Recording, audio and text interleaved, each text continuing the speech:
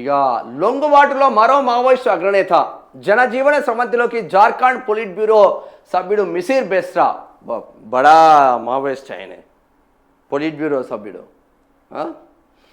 Maoist party politburo సభ్యుడు eastern region bureau means ERB in-charge జార్ఖండ్కు చెందిన అగ్రనేత మిసిర్ బెస్రా ఆలియా సాగర్ తన సహచరులతో కలిసి త్వరలో లొంగిపోనున్నట్లు ఆ రాష్ట్ర మీడియా వర్గాల సమాచారం. ఈ నెల 3న రాంచీ జైలులో అనారోగ్యంతో మరణించిన మాజీ పొలిట్ బ్యూరో సభ్యుడు ప్రశాంత్ బోస్ ఆలియాస్ కిషన్ దా మార్చి 20న సాగర్ బెస్రా పేరుతో రాసిన ఉత్తరం అక్కడ సోషల్ మీడియా సర్కిల్లో చక్కర్లు కొడుతున్నది.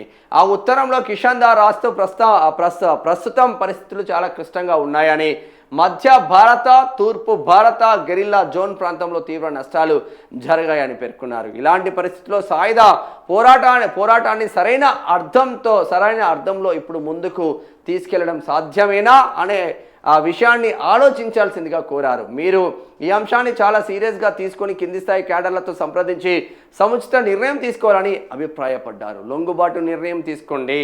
ఒకవేళ తగిన నిర్ణయం తీసుకోవడంలో అనవసర జాప్యం జరిగితే మరింత నష్టాలు జరిగే అవకాశాలు ఎక్కువగా ఉన్నాయని కిషన్ దా బెస్రాను హెచ్చరించారు.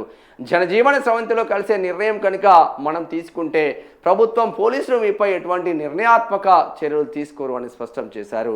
మీ నిర్ణయాన్ని వీలైనంత త్వరగా తీసుకోండి అంటున్నారు. మరి మిసిర్ బెస్రా టాప్ కమాండర్ అనే చెప్పుకోవచ్చు. ఇంకా అక్కడ కూడా ఛత్తీస్గఢ్లో కూడా మావోయిజం అంతమైందని కూడా చెప్పుకోవచ్చు.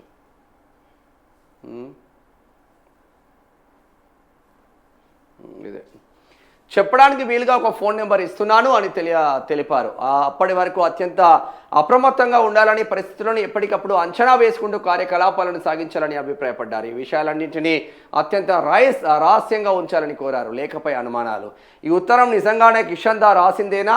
ఈ నెల 3న అనారోగ్యంతో మరణించడానికి కేవలం 14 రోజుల ముందు రాశారా అనే విషయాలపై అనుమానాలు వ్యక్తమవుతున్నాయి. అది పోలీసుల సృష్టి అని కొంతమంది విశ్లేషకులు కొట్టిపారేస్తే, మరికొందరు అది నిజమేనంటూ జైలులో ఉంటూ మావోయిస్టు ఉద్యమం దేశవ్యాప్తంగా ఘోర ఓటమి పాలు కావడం, పొలిట్ బ్యూరో సహా సీసీ సభ్యులు చాలామంది ఆయుధాలు వదిలేసి చట్టం ఎదుట లొంగిపోవడం, చాలామంది నేతలు ఎన్కౌంటర్లో చనిపోవడం ఆయన నిత్యం పత్రికలో చదువుతున్నారు. కనుక బాగా ఆలోచించిన తర్వాతనే బెస్రాకు ఉత్తరం రాశారని భావిస్తున్నారు. జార్ఖండ్లో మిగిలిన తన సహచరులను కాపాడుకోవాలనే ఉద్దేశంతోనే చివరి రోజుల్లో ఆ లేఖ రాసి ఉంటారంటున్నారు. బెస్రాకు గురువు కిషన్ దా.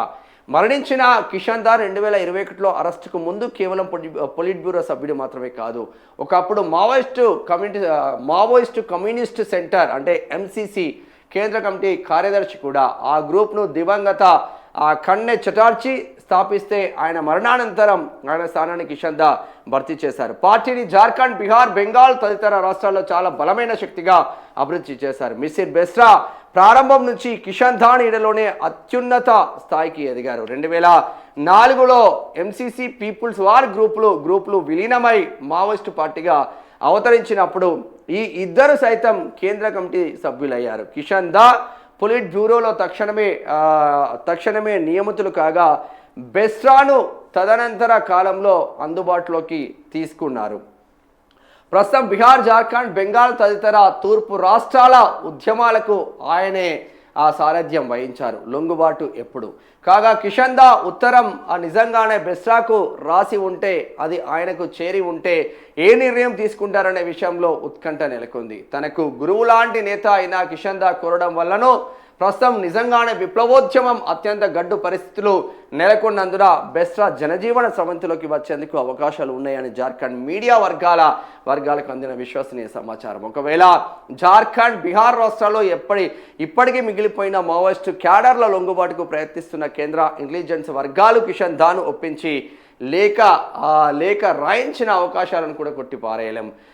అప్పుడు కూడా పరిస్థితులకు తగిన విధంగా బెస్రా ఆలోచిస్తాడనే, ముఖ్యంగా అగ్రనేతలు దేవ్జీ మల్లా రాజిరెడ్డి లొంగుబాటు నేపథ్యంలో ఆయన కూడా తన సహచరులతో పాటు బయటకు వస్తాడని అంటున్నారు. ఏం జరుగుతుందో కొద్ది రోజుల్లో తేలనుంది.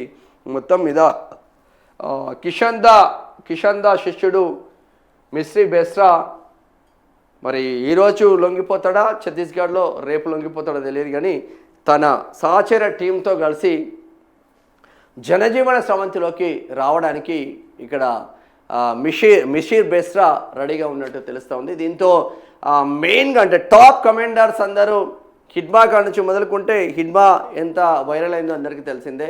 హిడ్మా ఎన్కౌంటర్ తర్వాత అనేక రకాలుగా అనుమానాలు వచ్చినాయి కూడా, బట్ మనిషి మళ్ళీ బ్రతికి రాలేడు కాబట్టి హిడ్మా తర్వాత ఒక్కొక్కరు లొంగిపోతున్న పరిస్థితులు. ఎందుకంటే పరిస్థితులు అనుకూలంగా లేనప్పుడు అక్కడ ఉన్న పరిస్థితులకు తగ్గట్టు మనం మెదులుకుంటే మనం బ్రతికే అవకాశం ఉంటుంది. అది ఇల్లైనా, ఒక కుటుంబమైనా, ఒక రాష్ట్రమైనా, ఒక మనిషి అయినా పరిస్థితులకు తగ్గట్టుగా మనం మెదులుకుంటే మన జనజీవనంలో మనం కూడా ఒక భాగం అవుతాం. లేదు అంటే మనం కూడా ఆ తూటాలకు రూపీలాగా ఎన్కౌంటర్ అయ్యే ప్రమాదం కూడా ఉన్న నేపథ్యం మాత్రం ఉంది. అందు గురించే మిషీర్ బెస్రా కూడా లొంగిపోతూ ఉన్నాడు పోలీసుల దగ్గర. ఇది మావోయిస్టులకు సంబంధించిన ఇష్యూ అయితే, ఇక కాంట్రాక్టర్లు కమిషన్ల మీదే రివ్యూలు.